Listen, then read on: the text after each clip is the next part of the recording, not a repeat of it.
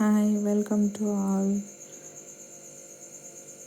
ನಾವು ಇವತ್ತು ಹಾಕರ್ಕಿ ಪಚಡಿಯನ್ನು ಮಾಡೋಣ.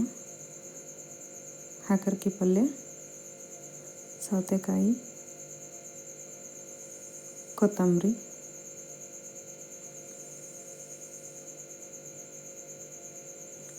ಎಣ್ಣೆ,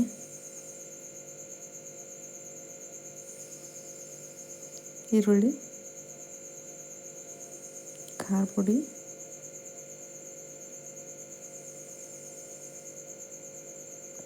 ಸ್ವಲ್ಪ ಉಪ್ಪು.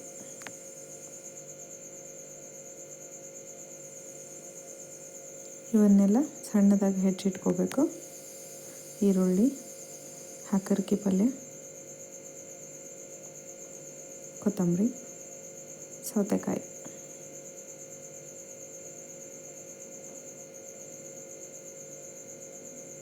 ಹೆಚ್ಚಿರೋವನ್ನೆಲ್ಲ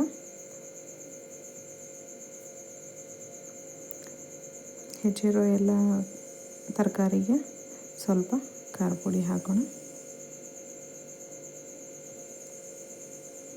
ಖಾರ ನಿಮ್ಗೆ ಎಷ್ಟು ಬೇಕೋ ಅಷ್ಟು ಹಾಕ್ಕೊಳ್ಳಿ. ಸ್ವಲ್ಪ ರುಚಿಗೆ ತಕ್ಕಷ್ಟು ಉಪ್ಪು.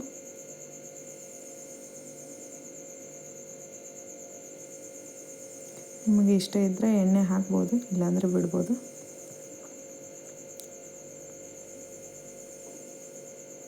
ಇದನ್ನು ಚೆನ್ನಾಗಿ ಕಲಸಿದ್ರೆ ಹಾಕರ್ಕಿ ಪಲ್ಯ ಪಚಡಿ ರೆಡಿ ಆಯಿತು.